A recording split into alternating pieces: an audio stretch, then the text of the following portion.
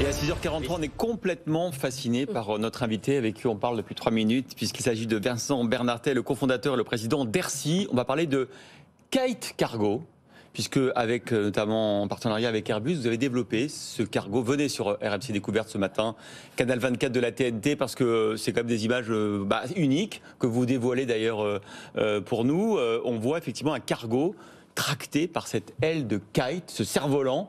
Alors expliquez-nous le concept, à quoi ça sert, j'imagine à consommer moins. Oui, à consommer moins de fuel. Ouais. Et émettre moins d'émissions CO2. Donc Aircy est parti d'un constat, c'est que 9 objets sur 10 dans le quotidien en fait transitent par les mers.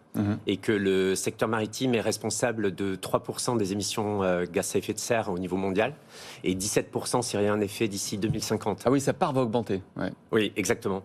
Et du coup, on avait l'opportunité unique de transférer une technologie de l'aéronautique, à savoir les commandes de vol, au secteur maritime, en fait, pour rendre un kite automatique et utiliser le vent comme puissance renouvelable infinie pour tracter les navires et leur permettre de réduire leur consommation et leurs émissions. Cette voile, elle fait 500 mètres carrés, elle est énorme. Elle suffit à tirer le cargo ou c'est moteur plus voile de kite?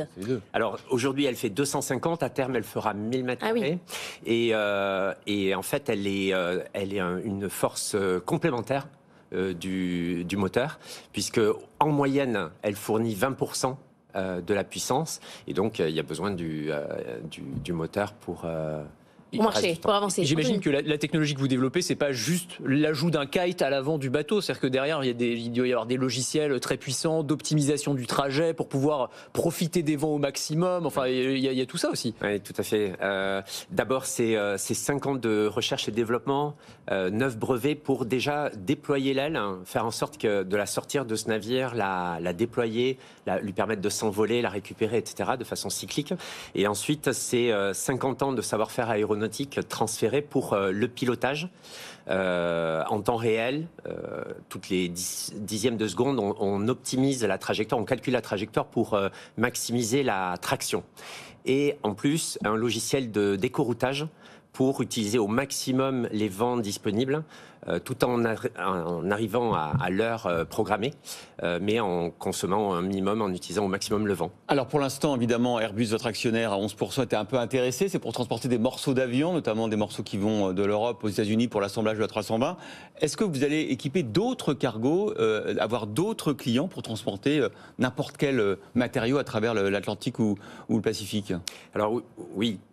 On a d'abord la chance d'avoir le support d'Airbus donc pour tester la technologie en conditions réelles, commerciales. On a pu valider du coup le fonctionnement en mer pendant 1 an.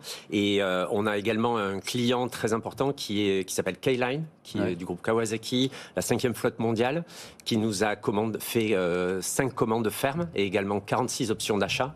Donc ce qui nous donne beaucoup de visibilité et qui nous permet, après cette validation technique, d'embrayer sur le scaling industriel de l'entreprise. Donc on rentre dans une nouvelle phase, tout en continuant de tester en mer sur le navire Airbus pour valider les performances de traction dans toutes sortes de conditions sur l'année à venir. Anthony. Est-ce que le fait justement qu'on doive optimiser les routes en utilisant le vent, ça fait que le trajet est plus long en définitive, ou c'est exactement la même durée que si on empruntait un cargo traditionnel? Alors c'est exactement la même durée, parce qu'il faut vraiment arriver à l'heure dite, programmée au port d'arrivée.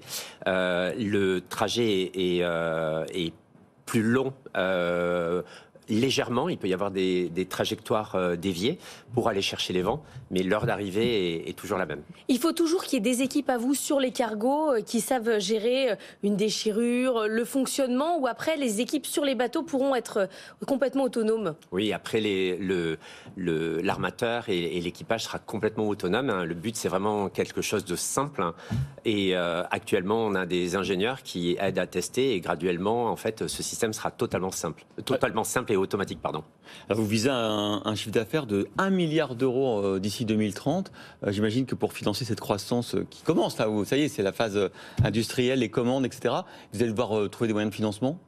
Oui, on va faire rentrer des partenaires dans Aircy pour atteindre ce chiffre-là, voilà, avoir notre développement industriel. Je reviens toujours pas parce que quand on voit les images, pour ceux qui nous voient à la télé, on voit cette voile qui, lorsqu'elle est en hauteur, semble toute petite, mais vraiment toute petite par rapport à la taille de cet immense et en fait, celle bateau. qu'on voit, elle fait 200 mètres carrés. Donc et donc avec ça, c'est quoi? C'est 20% d'économie sur le carburant, c'est ça? Oui, absolument. Parce qu'en fait, l'effet incroyable en fait du kite, c'est qu'il va chercher un vent qui est à 300 mètres de haut et donc qui est 40% plus fort qu'au niveau de la mer, et il vole dynamiquement. En fait, et dans ce vol dynamique, en fait, il est capable de générer une puissance 10 fois supérieure à une aile fixe.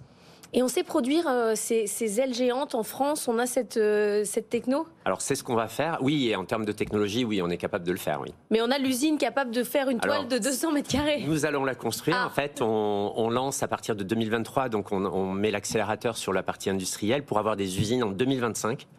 Et être capable de produire en série. Parce qu'en fait, il faut s'imaginer qu'on est sur un secteur de 50 000 navires. Donc voilà, il y a un besoin capacitaire énorme et on va faire notre part. Déjà pour parler, j'imagine, avec tous les transporteurs, les CMA, CGM, etc. Oui, on a 70 contacts et 35 sous accord de confidentialité avec des discussions assidues pour continuer à vendre ce beau produit.